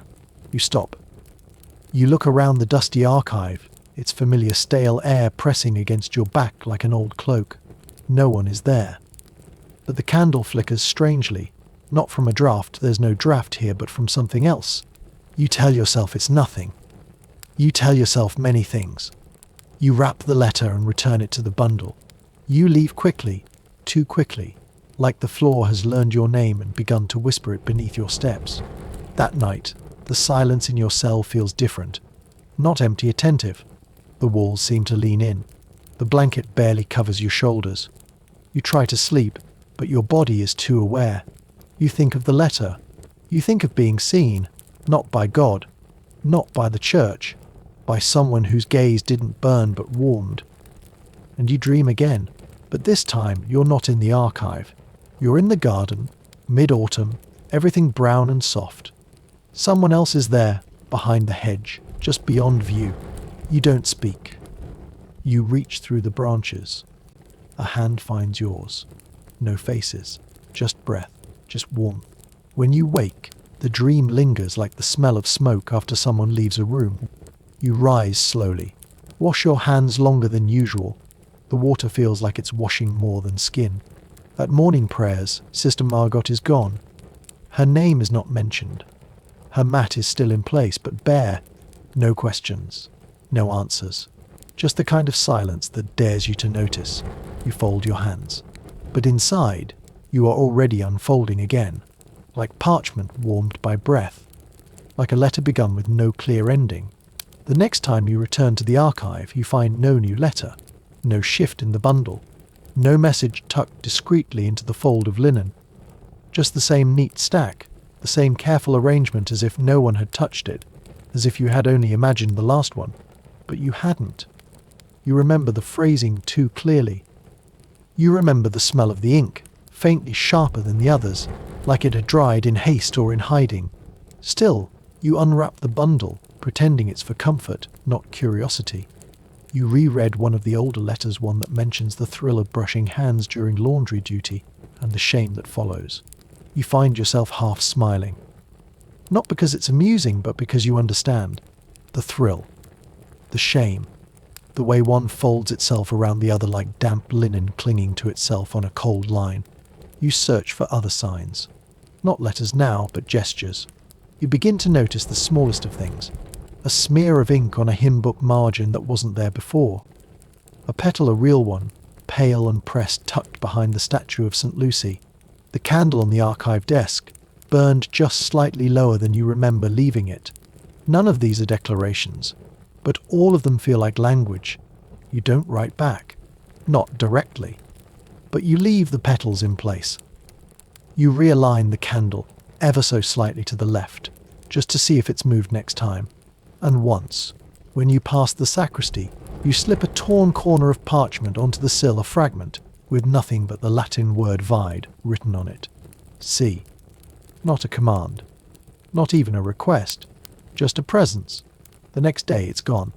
You feel something, not quite joy, not quite relief. Just a peculiar steadiness. Like finally realizing you were being held in a conversation too subtle to hear, but loud enough to fill your chest. And then Sister Elsbeth catches you in the hallway and asks, quite casually, how the archive organization is coming along. You pause too long before answering. She narrows her eyes in that polite, quiet way that women use when they suspect something but haven't yet decided whether to care. You spend the evening in your cell, not praying, not reading, just watching the candle burn. The flame dances like it's trying to speak. You wonder how many sisters left behind letters in languages not found on parchment. You wonder how many knew that love, when crushed under vows, doesn't vanish, it simply learns to write sideways. You don't need a name for it anymore. You just need it to keep breathing. It happens on a grey afternoon, the kind where everything smells faintly of damp wool, and the wind outside sounds like it's practicing a complaint. You're not meant to be in the archive today. You were assigned to scrub the corridor by the novices' court as a punishment, possibly for nothing more than looking too thoughtful during Vespers. But Sister Elsbeth misplaces a ledger. You volunteer. No one stops you. You're good at not being noticed when it matters. You slide open the panel. The letters are still there, safe, untouched, or so you assume. But just as your fingers brush the bundle, you hear a voice. Not from behind you, from the other side of the room. You're not the first. You don't jump, not outwardly. But your heart does something dramatic, like a cathedral bell collapsing inward. You turn, slowly. The voice belongs to Sister Ann-Nora the archivist, the one no one speaks to much, whose glasses are always sliding down her nose, who files things with the precision of a miser counting coins. She's not angry, not even surprised, just present. I used to read them too, she says, her voice quieter now, before my hands began to shake, before they gave me keys but took away trust. You don't know what to say. Anything you offer will sound like denial or confession, and both feel like traps. So you say nothing. She doesn't seem to mind. They were clever, she adds, walking over to the shelves, her fingers trailing the spines, hiding things where no one would burn them. The saints got more love letters than they ever deserved. You let out a breath you hadn't meant to hold. She notices. Don't worry. I won't tell. She reaches into her robe and pulls out something folded, not parchment, but cloth. Thin, pale, almost translucent. She places it on the table between you. A handkerchief. Embroidered with a single letter, Mrs. de Margot, she says softly. She used to sit right where you are now. Candle on the left. Always on the left. You nod. You remember the flicker. The way the light leaned, just so. She's gone? You ask, though you already know. Transferred, Ann-Nora says, her mouth twisting as if the word doesn't quite mean what it's supposed to. She asked me to give you that. If I thought you could keep a secret. Took me a while to decide. She turns away. Starts cataloguing a shelf like nothing just happened. Like she didn't just reopen a door that had barely closed. You don't read anything else that day. You just hold the handkerchief, feeling the stitches beneath your fingers uneven, urgent, absolutely human. Later, you tuck it under your pillow. You dream of nothing. And yet, you wake feeling like you remembered something important. Not a vision. Not a message. Just the fact that someone else once sat here, waiting for the same flame. You start watching hands more than faces. It happens gradually without you meaning to. You realize that hands say more in this place than lips ever dare. A glance can be feigned, but a pause over folded linen, a twitch before passing bread, a hesitation when reaching for the same book. These are not performances. These are the footnotes of longing. And this convent, as quiet as it pretends to be, is full of them. You think about the letters, still hidden behind the panel. You haven't read them in days. Not because you've lost interest, but because they no longer feel like the only place where truth lives. Instead, the truth starts to hum in the walls. You see it in the way Sister Clemence straightens Sister Agnes's veil with a kind of tenderness that has nothing to do with regulation. You hear it when two novices laugh too quickly during morning water duty and silence themselves just a beat too late. You feel it in your own skin, the way your breath catches when someone brushes past, the way your fingers ache to write something you'll never dare address. And yet, none of this is scandal. It isn't fire. It isn't confession. It's quieter than all of that. It's the truth that lives just beneath obedience, flickering like candlelight under a bowl. One afternoon, you find a scrap of parchment left beneath your cot. Not folded, not hidden, just there. A single phrase, scrawled in uneven script. You are not alone in this silence. You don't know who wrote it. The hand doesn't match Margot's, and it's not Sister Ann-Nora's. But someone knew where you slept. Someone knew what mattered. You carry the scrap with you all day, tucked in your sleeve, pressing it occasionally like a rosary bead that refuses to be sanctified. At supper, the abbess makes an announcement. One of the younger novices, Sister Leonie, has fallen ill and will be sent away to recover. There are murmurs, of course, but no questions. Illness in the convent always means either something caught or something seen. And sometimes the difference is theological. You look across the table. A few faces are missing. Some are unreadable. Some are afraid. But you are not. Not anymore. You return to your cell. You don't pray that night. Instead, you write a letter. Not for anyone. Not even for yourself. Just a letter that says, "This life is full of things we cannot name, but we feel them anyway. You don't hide it. You don't burn it. You place it beneath your pillow and sleep on it.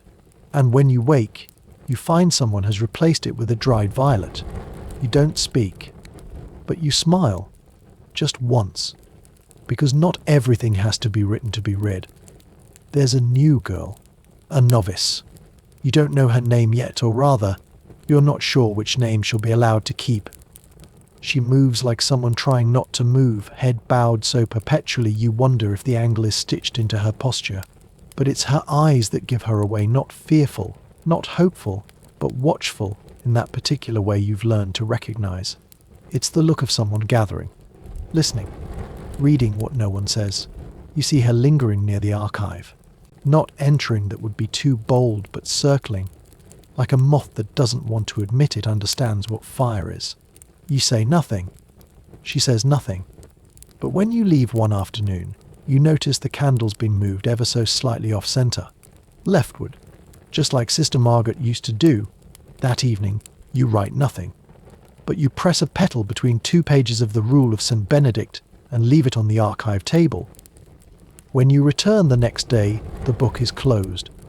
The petal is gone. And there's a scrap in its place, one word only, listening. You smile, but not with your mouth, just with your breath.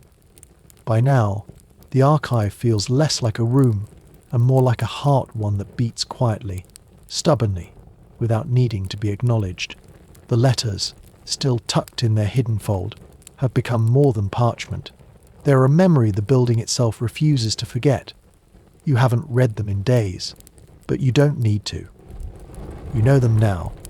Sometimes, during laundry, you hum a melody from a line in one of the letters, a tune never written down but somehow lodged in your throat.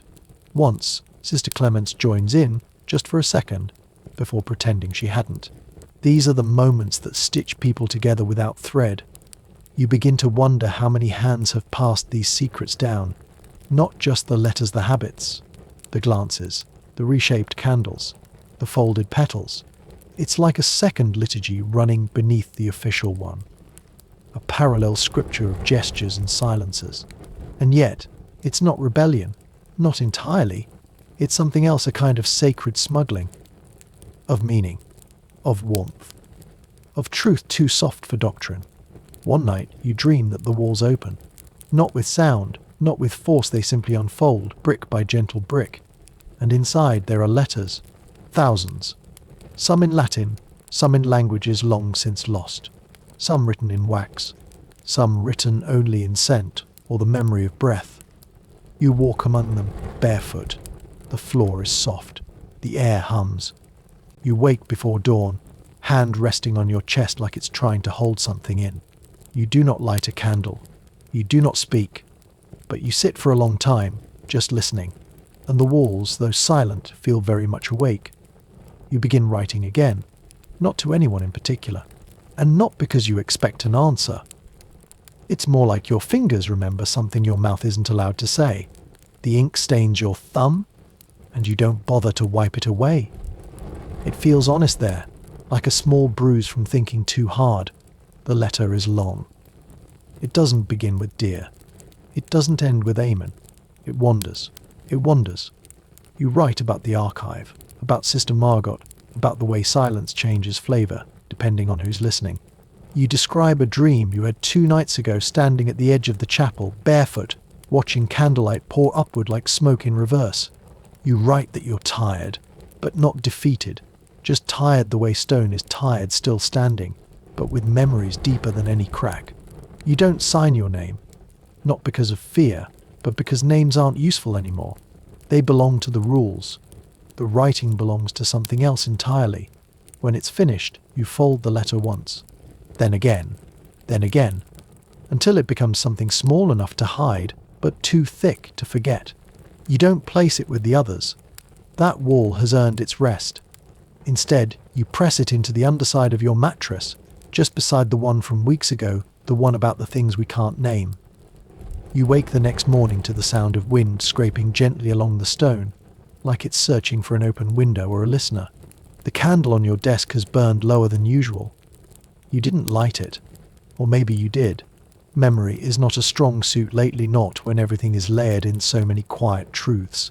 At prayer, you catch the new novice glancing at you. Once, quickly. You do not smile, but you nod, not in greeting, but in recognition. The nod of someone who's begun reading between the hymns. Later that afternoon, you visit the chapel. Alone. You light a candle, not for a saint, but for everyone who ever loved quietly in this place.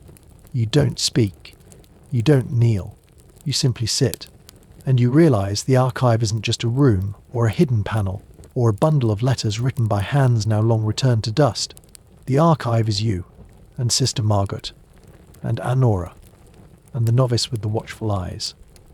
It is every woman who has dared to feel more than she was told was permissible.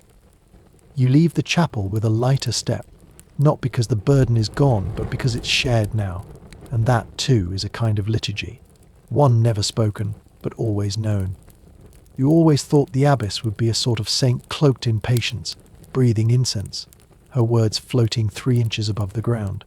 Instead, she walks heavily, her steps echoing like guilt in an empty room, and smells mostly of starch, ink, and a very specific kind of cheese no one else is allowed to eat. Her keys jangle with purpose, each one more ceremonial than functional. You suspect half of them unlock nothing, but she wears them anyway, a clinking reminder that she is a gate, and you are not meant to pass through. She doesn't shout.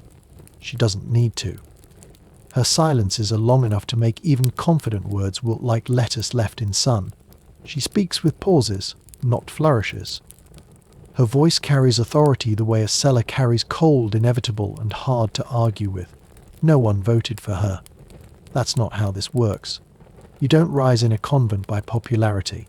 You rise by enduring, by waiting, by not breaking, by knowing who needs what and when to nod and when to look away.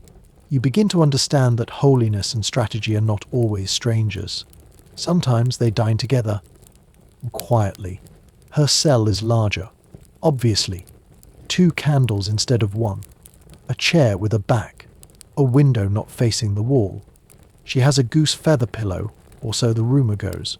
You haven't seen it, but you believe in its existence the way peasants believe in kings, not out of certainty, but because it gives shape to discomfort. She is allowed visitors. Men from the outside, priests, bishops, scribes. Sometimes she speaks with them in Latin so perfect it makes the chapel's prayers sound like coughing. She listens more than she speaks, and when she does speak, no one interrupts. Not because they agree, but because they fear her being right. She signs letters with a seal. You've seen the wax red, deliberate, shaped like a lily with thorns. You once touched a broken piece of one near the refuse pile and felt vaguely treasonous for the rest of the day. She moves through the convent like it belongs to her, and in some ways it does, but she is not free. That's what you begin to understand. Power here is not the absence of chains, it's simply wearing them better than everyone else. You've heard her cry once, just once. Late at night, passing by the closed doors, your footsteps masked by wind. A single sob, quickly stifled, like a secret trying to dig its way back into the throat. You didn't stop. You didn't mention it. But it stayed with you, lodged behind your ear, like the memory of a bell that only rang once.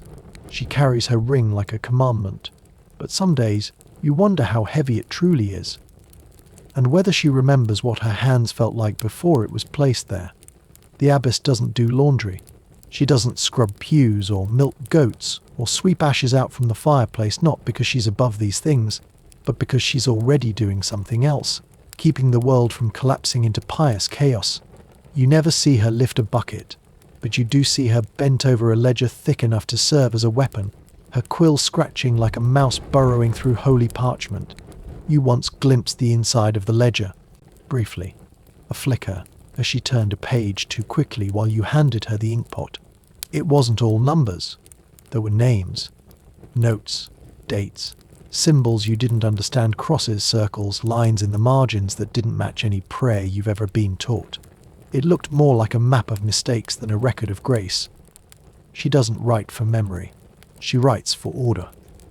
And in a place where women spend their lives trying not to stand out, the abbess must remember everything. Who skipped compline, who wept during matins, who touched a shoulder too gently in the corridor.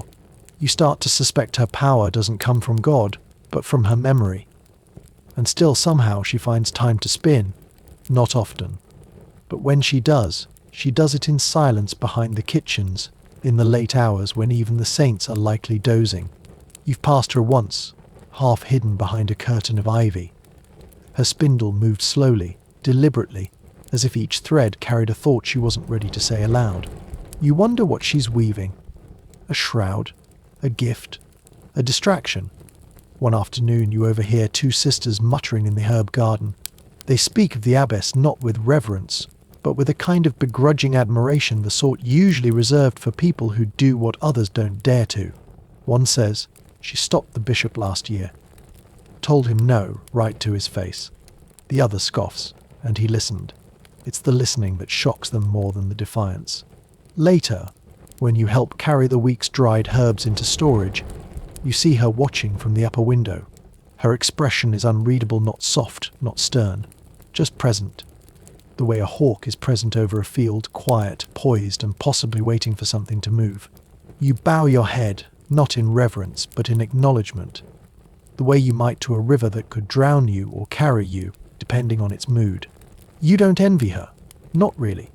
But sometimes, when your knees ache from scrubbing and your stomach groans from bread without salt, you do imagine what it would feel like to carry the keys, to write the names instead of just having your name written.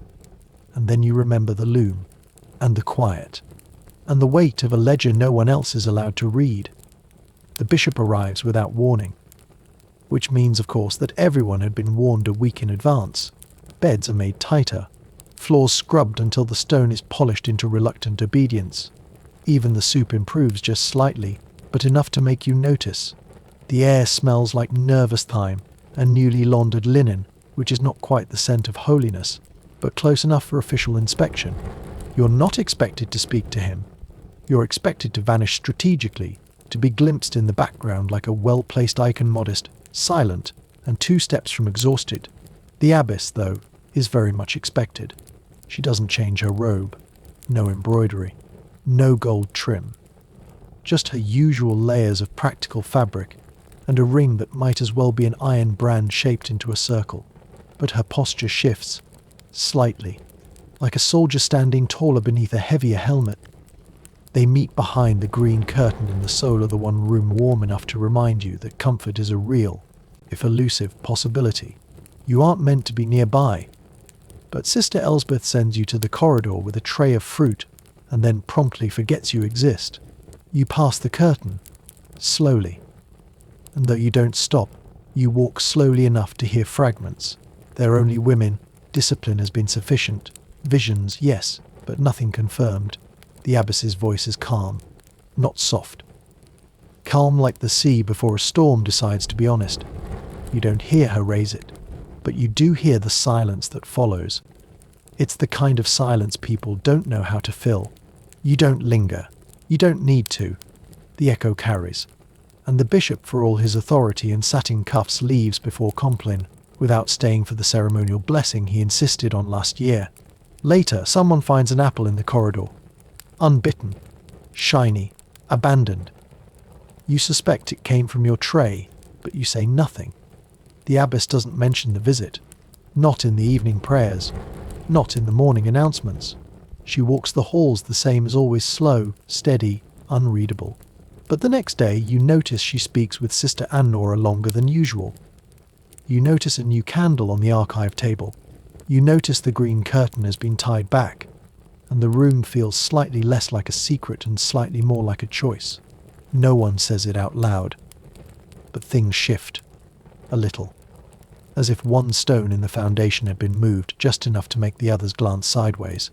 You lie awake that night, the blanket stiff against your ankles, wondering what it's like to be listened to only because you never asked to be, and whether the abbess, somewhere beneath that stillness, ever wishes she had someone to speak through the curtain instead of always being the one who guards it. No one confesses to the abbess. Not officially. That's not her role. Confession belongs to men with collars and sanctioned absolution. to those who sit behind lattice screens and offer conditional mercy in carefully measured Latin. But still things are confessed to her. Not sins. Not sins, more like deviations. Discomforts. Wrinkles in the fabric that are too small for Rome but too large for peace. She listens. Always listens. Never interrupts. She folds her hands and tilts her head slightly, as if to catch the words before they change shape on the way out. You're never sure if she believes everything she hears, but you know she remembers it. That's almost more unsettling. You've never confessed to her, but you've wanted to. Not to be forgiven. Just to be witnessed. To have someone look at you with the full knowledge of what you carry and not flinch. That, here, is as close as one gets to intimacy. The ledger returns not the archive one, but the smaller book. The one she carries beneath her sleeve when she walks the garden path. Its leather cover is worn in a way that looks deliberate, like aging used for camouflage. She never writes in it where others can see. But once you passed her under the almond tree, and she was holding it open with one finger pressed between the pages, marking a place, as if saving a secret for later. You wonder what's in it. Names? Dates? Phrases too delicate for the official record. You imagine an entry like Sister Benedetta. Sings when she sweeps. Prays too slowly. Does not look away fast enough. You would not mind being written down. Not really. Being recorded means being real. She speaks to no one after sex today. Just walk. Slowly. Measured. You watch her from the corridor window, her habit rippling just enough to remind you that even leaders are made of fabric, not marble. In the refectory, the bread is unusually soft. No one says why. No one comments. But you wonder if this, too, is part of her ledger in visible entries exchanged for comforts that won't be acknowledged. She doesn't attend Compline that night. Sister Elsbeth leads the final prayer, her voice half a note too high, like someone trying to wear shoes not built for her feet. The chapel is colder without the abbess, even though the candles are the same. You sleep restlessly, your dreams half-formed, and filled with pages you're not allowed to read. When you wake, the sun is already cresting, and the bells are late, which means she hasn't rung them. Which means she's still asleep, or writing, or somewhere else entirely. And all day there's a page turning in your head soft, slow, and just out of reach. It starts with a robe. Not yours, of course. Yours is the same rough, faded, stiff from repeated washings, and the unspoken hierarchy of textile attention. But Sister Julian, tall, usually silent, usually somewhere between useful and invisible, is given a new one. A robe with cuffs that haven't been patched, with a hem that doesn't crawl unevenly up her ankles like an embarrassed curtain. No one says anything. Not directly. But during supper you feel the glance pass like a breeze through branches, subtle, shifting, unavoidable. The abbess doesn't comment. She walks past Sister Julian the next morning, nods once, and that is the ceremony. That is the entire explanation. And in a place like this, where gestures are weighted like gold coins, that nod might as well have been a trumpet. What had she done to earn it? Or perhaps more dangerously, what had she refused to do? You remember, vaguely, seeing Sister Julian arguing with the visiting friar a few weeks prior. Not loudly. Not even boldly. Just firmly. She had asked a question about a passage. Something about its phrasing. The friar had responded with something vague, circular, and soft enough to mean nothing. But Julian hadn't looked away. She'd kept staring at him, steady, eyes like closed books waiting to be opened by someone who knew how to read. Perhaps that was it. The robe was not a reward. It was a signal, and that is how the abbess rules. Not through correction, but through permission carefully granted, always visible, rarely explained. It's not about what is forbidden. It's about who is allowed. You begin to notice the patterns more clearly. Who is chosen to arrange the altar flowers? Who is asked to deliver messages beyond the wall? Who is permitted to walk alone without being questioned? These are not honours. These are marks. Roles within a system no one speaks aloud, but everyone understands. You once believed that piety meant obedience, but now you wonder if here, piety simply means knowing when not to ask. The abbess watches all of this, not with satisfaction, Not with cruelty, but with the dull ache of someone who understands that power is not a flame, but a net. Not something to hold, but something that holds you. She sits by the cloister window that evening, sewing something small. The motion of her needle is precise, almost meditative. You can't see what she's stitching. It might be a handkerchief. It might be a warning. You want to ask her, just once. Do you ever tire of knowing everything and saying nothing? But of course you don't ask, because if you have to ask, then the answer is already no. Instead, you sweep the stone floor a little more thoroughly than usual. You fold your robe just a little neater than before. And you wait, because sometimes the only thing more powerful than a command is permission you haven't been given yet. It's the feast of St. Scholastica, which means you will eat something shaped like a fish, even if it isn't fish, and drink something that pretends to be wine, though it tastes more like someone whispered grapes near the barrel and hoped for the best. The chapel is draped with embroidered cloths usually locked away 11 months of the year, and the air is thick with smoke from candles that burn with an urgency reserved for show. There's music, to a psalm sung half a tone too high, the kind that starts strong but begins to wobble around the fourth verse, when everyone realizes they're not quite sure how long this particular melody goes. You sing, of course. That's the rule. Everyone sings, whether their voice is fit for heaven or more suited to the inside of a bucket. The abbess presides. She does not sing. She watches. Her hands are folded, her posture impeccable, her eyes scanning like a shepherd counting sheep who might bolt at the scent of joy. You try not to notice her. You try to focus on the altar cloth, the bread shaped like a fish, the flicker of flame caught in the chalice rim. But still, your gaze returns, because this is her theatre. This is where her power doesn't hide, it stands tall, wrapped in incense and echo. When she speaks, it's brief. A blessing, offered in Latin as clear and cold as spring water from a stone basin. Not a word too many. Not a smile too wide. And yet, there's something beneath it. Not warmth. Not affection. But maybe permission to believe the ritual is real, just for a moment. After the blessing, the bread is passed. Still warm, surprisingly.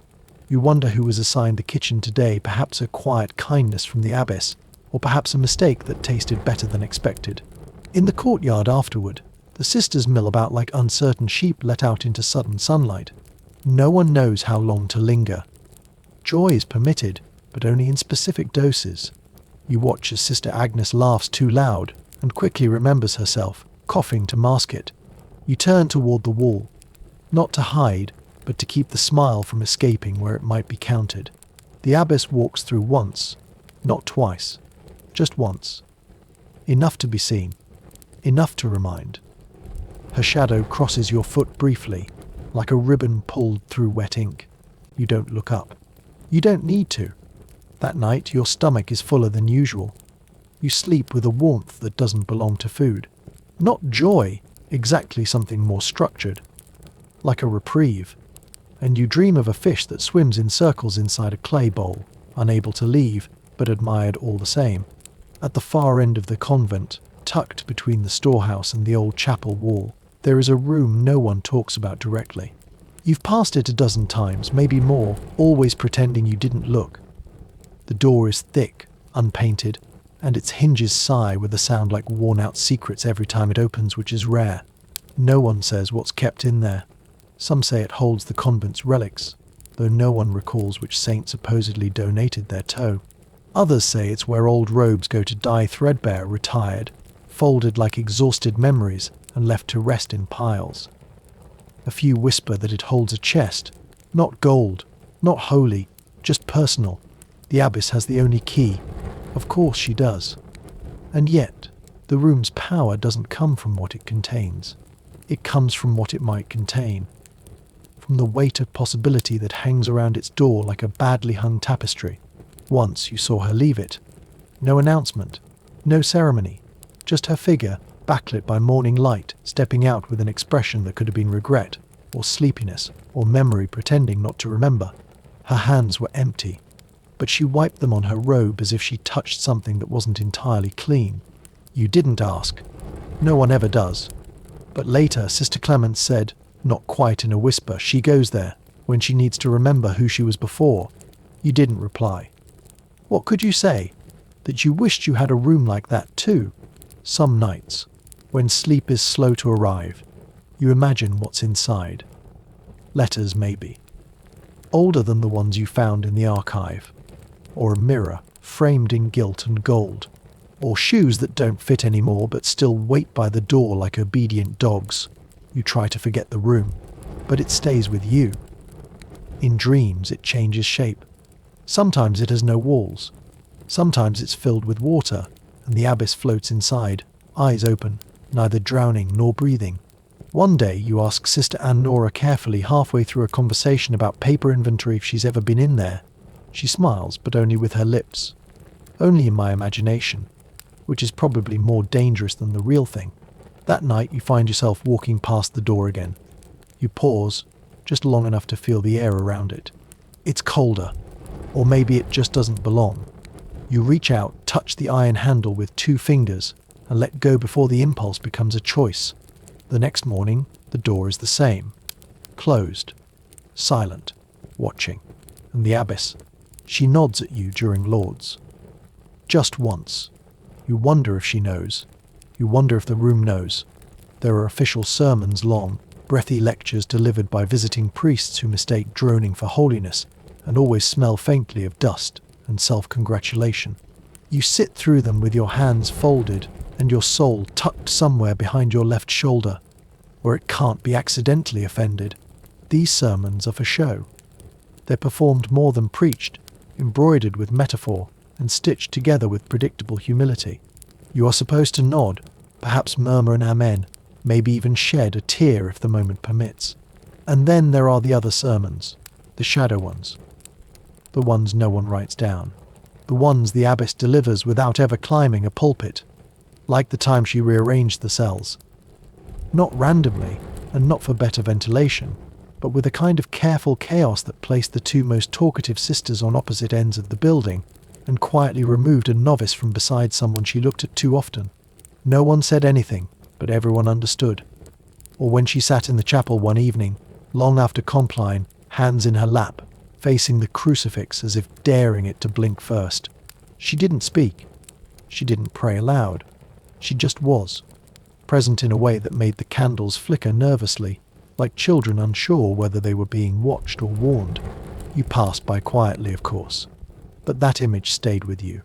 Because some sermons are not built from scripture, they are built from scripture, from where someone chooses to sit and how long they choose not to move. Sometimes she teaches with absence.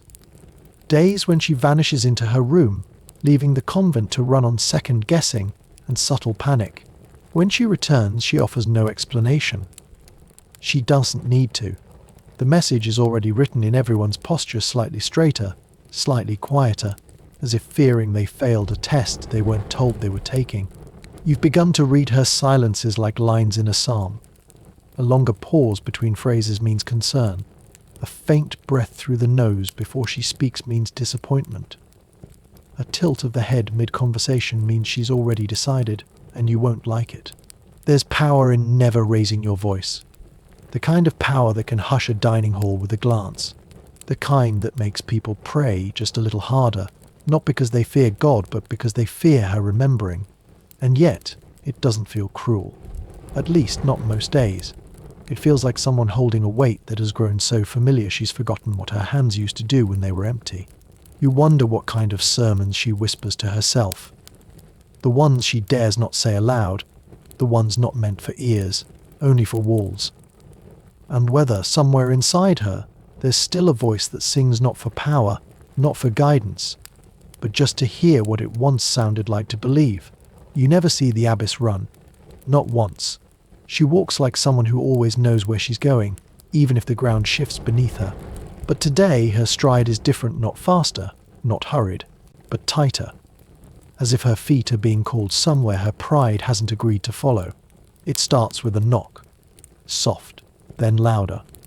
Then the gate creaks open and a figure steps in, a woman, older, her cloak mottled with travel, her shoes too clean for a pilgrim and too worn for nobility. She is not announced. But the abbess appears, suddenly and silently, as though summoned by memory instead of bells. They don't embrace. Of course they don't. This is a convent. People don't embrace in convents. They nod. They lower their eyes. They recite lines instead of memories.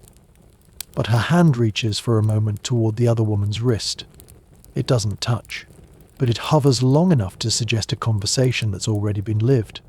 You're not supposed to be watching, but the laundry has taken longer than expected, and the window above the cloister courtyard offers a better view than any scripture ever has. They vanish into the guest room, the one with the better blankets, the one that smells faintly of cedar and past confessions. No one else is called.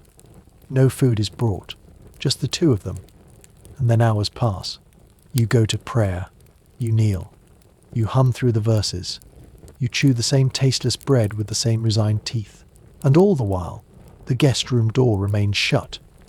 When it finally opens, the abbess steps out alone. The visitor has already gone or evaporated. It's hard to tell in places like this. She looks smaller, not broken, but more folded in, like parchment after its 10th reading. She walks back toward her quarters without looking at anyone, without nodding, without carrying her usual atmosphere of dignified expectation. That evening, the bells ring late. Not by much, just enough that everyone notices and says nothing. You imagine the abbess's hands that night not writing, not blessing, not pointing, just resting, on her lap, on her knee, on the edge of a letter that was never sent. The next morning, you find something different in the refectory. A new flower on the windowsill. Just one, pale, pressed into a glass jar half filled with water that catches the sun in a way that almost feels staged. You don't ask where it came from. No one does. But everyone eats in silence, more quietly than usual, as if the flower might wilt if the wrong words are spoken near it. You return to your chores. You carry the linens. You sweep the halls. But part of you is still watching the guest room, not for who comes in, but for what the abbess leaves behind each time someone does. The abbess is ill, not dramatically, not in the way that earns a vigil or urgent prayers or whispered talk of relics, but enough that she misses Lauds, and then Prime, and then Vespers. Enough the chair at the front of the chapel remains empty long enough for dust to gather in the groove where her hand used to rest. Enough that you notice how quiet the convent can truly become when the centre of its gravity steps back. No one says the word sick. They say resting, recovering, reflecting. The way you might describe a building under repair that everyone still expects to stand, even as the scaffolding begins to creak. Sister Elsbeth takes over announcements.